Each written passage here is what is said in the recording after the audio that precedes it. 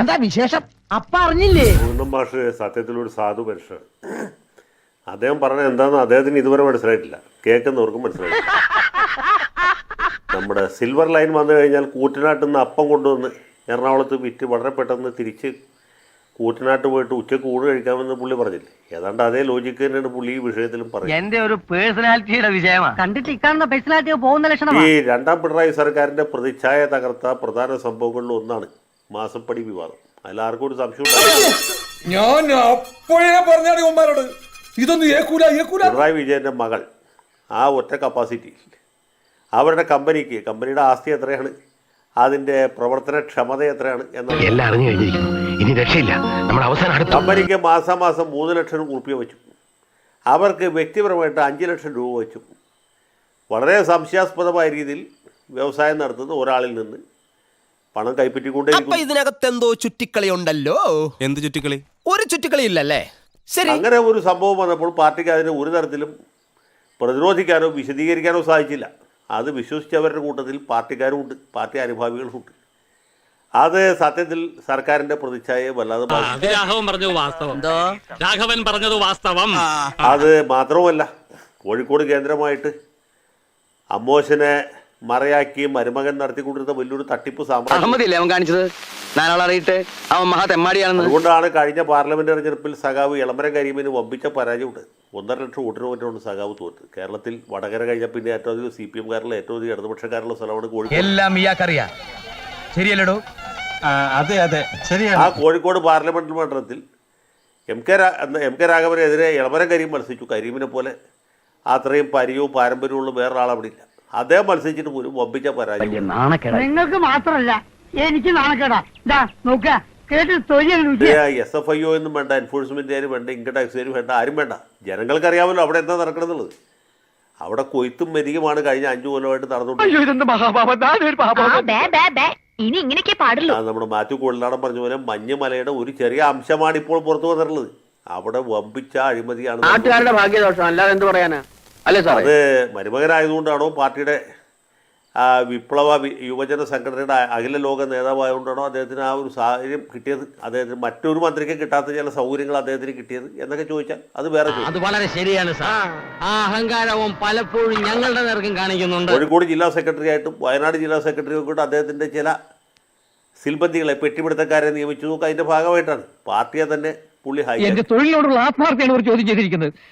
Gas എന്ന് വെച്ച ഒരു സിലിണ്ടർ പോലെയാണ് ഇപ്പൊ എന്റെ മനസ്സ്. ഈ പാർട്ടിക്കകത്ത് ഇദ്ദേഹത്തിന് കിട്ടിയിട്ടുള്ള വലിയൊരു മേൽക്കൈ, അത് ഭരണതലത്തിൽ പുള്ളിക്കുണ്ടായിരുന്ന വലിയ മേൽക്കൈ, അത് ഉപയോഗിച്ച് സമ്പാദിച്ച വലിയ സംഖ്യകൾ, അത് നാട്ടിൽ സമാഹരിച്ച് നിർത്താൻ പറ്റാത്തതിനപ്പുറത്ത് വിദേശത്തേക്ക് കൊണ്ടുപോയി. അതൊക്കെ സ്വാഭാവികമായിട്ട് എല്ലാവർക്കും അറിവുള്ള പാർട്ടി വിരുദ്ധനെ പോലെ സംസാരിക്കുന്നു. അല്ലെങ്കിലും സത്യം പറയുന്നവരെ പാർട്ടി വിരുദ്ധരാക്കുന്നതാണല്ലോ സഖാവേ നമ്മുടെ സ്ഥിര ഏർപ്പാട്. ഇതൊക്കെ കഴിഞ്ഞിട്ട് അതൊന്നും കുഴപ്പമില്ല. പാവങ്ങൾക്ക് വേണ്ടിയാണ് പാർട്ടി നിലകൊള്ളുന്നത്. സാധാരണക്കാരുടെ അധ്വാനിക്കുന്ന ജനവിഭാഗങ്ങളുടെ ക്ഷേമത്തെ വേണ്ടിയിട്ടാണ് പ്രവർത്തിക്കുന്നത് എന്നൊക്കെ പറയുമ്പോഴാണ് നമുക്ക് ഓക്കാൻ. എന്നെ അപമാനിക്കരുത്. ഭരണത്തിന്റെ ഇടനാഴികളിൽ ഇന്ന് വരെ ആരും എന്നോട് ഇങ്ങനെ ഇടപെട്ടിട്ട് പറഞ്ഞു മനസ്സിലായി. ഇതിലാകെ സന്തോഷകരമായിട്ട് ഒരേ ഒരു കാര്യം എന്താ വെച്ചാൽ നമ്മുടെ സഖാവ് ബിനോയ് വിശ്വത്തിന് ഇതേക്കുറിച്ച് ഏകദേശം ഒരു ധാരണ കിട്ടിയെന്നുള്ളതാണ്. കാര്യം പിണറായി വിജയന്റെ റെയ്ഡ് നടന്നപ്പോൾ അദ്ദേഹം വീട്ടിൽ പോയി കണ്ട് പിണറായി സഖാവിനെ ഐക്യദാർഢ്യം അറിയിച്ചു. മുഹമ്മദ് റിയാസിന്റെ സുഹൃത്തുക്കളിലേക്ക് അന്വേഷണം നീണ്ടപ്പോൾ പുള്ളി പറയുന്നത് എന്താണ്? ഇടതുപക്ഷ രാഷ്ട്രീയം വരെ ബിസിനസ് വേറെ. അദ്ദേഹത്തിന്റെ മുഖത്ത് വിരിയുന്ന ആ ഭാവം, അത് ശൃംഗാരമാണോ കരുണമാണോ ബീവത്സമാണോ എന്നൊക്കെ പറഞ്ഞെങ്കിൽ വല്ല കലാമണ്ഡലം ഗോപി ആശാനോട് ചോദിക്കണം. ഏതായാലും അത് നവരസങ്ങളിൽ ഒന്നും ഇല്ലാത്തൊരു രസമായിട്ടാണ്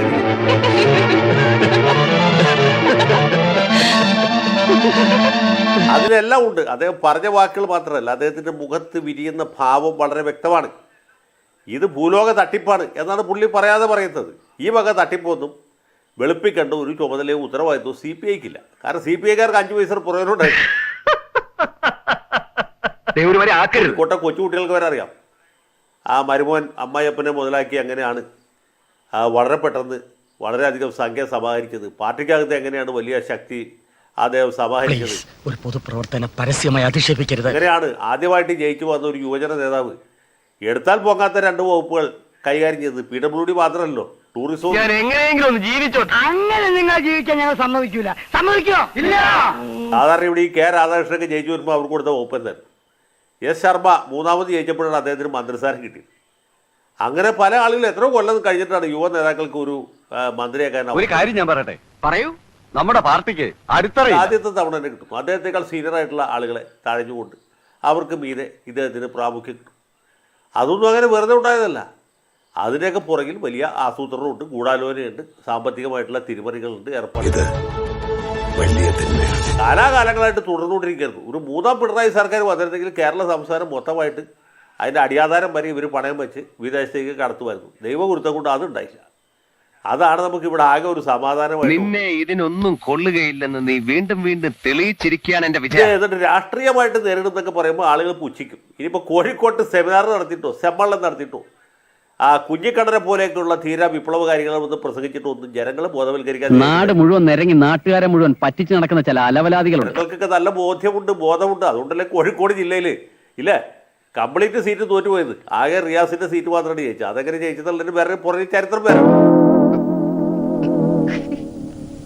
ഈ കരുവന്നൂർ കോപ്പറേറ്റീവ് ബാങ്കിൽ വലിയ തട്ടിപ്പടന്നതിന് പുറകെ CPM-കാർ തൃശ്ശൂര് വമ്പിച്ച സെമിനാർ നടത്തി. കേന്ദ്ര ഏജൻസികൾ കേരളത്തിലെ സഹകരണ മേഖലയെ തകർക്കാൻ. ഈ പാർട്ടിക്കാരെയും ഭരണക്കാരെയും നേതാക്കന്മാരെയൊക്കെ ഞങ്ങൾ എത്ര കണ്ടതാ. നല്ല രസമായില്ലേ? 103 കോടി മോഷണം പോയി എന്ന് സഹകരണ രജിസ്ട്രാറിന്റെ റിപ്പോർട്ടിലുണ്ട്. അതവിടെ ഇരിക്കുമ്പോഴാണ് കേന്ദ്ര ഏജൻസി സഹകരണ മേഖലയെ തകർക്കുന്നു എന്ന് പറഞ്ഞ് സെമിനാർ നടത്തി. ആ സെമിനാർ നടത്തിയോട് കൂടിയാണ് നമ്മുടെ സുനിൽകുമാർ വമ്പിച്ച ധൈര്യമായിരിക്കും.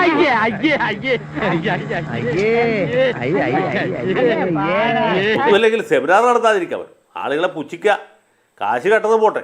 അത് കഴിഞ്ഞിട്ട് താത്വികമായിട്ടും ദാർശനികമായിട്ടും പ്രത്യയശാസ്ത്രപരമായിട്ടും ഈ കാര്യത്തെ വിശദീകരിച്ച് വിശകലനം ചെയ്ത് ബോധ്യപ്പെടുത്താൻ. നീയൊക്കെ ഒരു കാര്യം മനസ്സിലാക്കണം. ഈ തടി മണ്ണോ മാത്രം പോരാ, മൂള വേണം. മൂള വരുന്ന ദിവസം നടക്കാൻ പോകുന്ന സെമിനാർ ഇതുപോലെ തന്നെ ആയിരിക്കും. കേന്ദ്ര ഏജൻസികൾ എന്തിനു വേണ്ടി ഉണ്ടായി, എന്താണ് അതിൻ്റെ ലക്ഷ്യം, അമിത്ഷായുടെ ഉദ്ദേശം എന്താണ്, നരേന്ദ്രമോദിയുടെ ഗൂഢലക്ഷ്യം എന്താണ് എന്നൊക്കെ അവിടെ പ്രസംഗിക്കും. കേൾക്കുന്ന എല്ലാവർക്കും അറിയാം. ഇവിടെ മുഹമ്മദ് റിയാസും വീണ തൈക്കട്ടിയും കൂടി വിദേശത്തേക്ക് പണം കടത്തിയതാണ് സംഭവം. പ്രശ്നമാക്കണ്ടെന്നോ?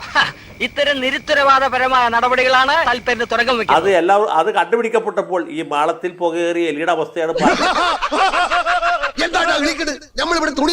അതിനെ ന്യായീകരിക്കാനും വെളുപ്പിക്കാനുമുള്ള ഒരു എന്താണ് ഒരു വൃഥാ വ്യായാമമാണ് കോഴിക്കോട്ട് നടക്കുന്നത്. അവിടെ പങ്കെടുക്കാൻ പോകുന്ന ഇത് കേട്ട് കോട്ടുവായി ഇടുന്ന അല്ലെങ്കിൽ കൈയടിക്കുന്ന സഹാക്കൾക്കും അറിയാം ഇത് പൂലോ തട്ടി. തന്റെ കാര്യം ഞാൻ ഏറ്റു.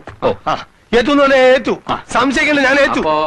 നാളെ നേരത്തെ തന്നെ ഇങ്ങോട്ട് എത്തണം കേട്ടോ. ശരി.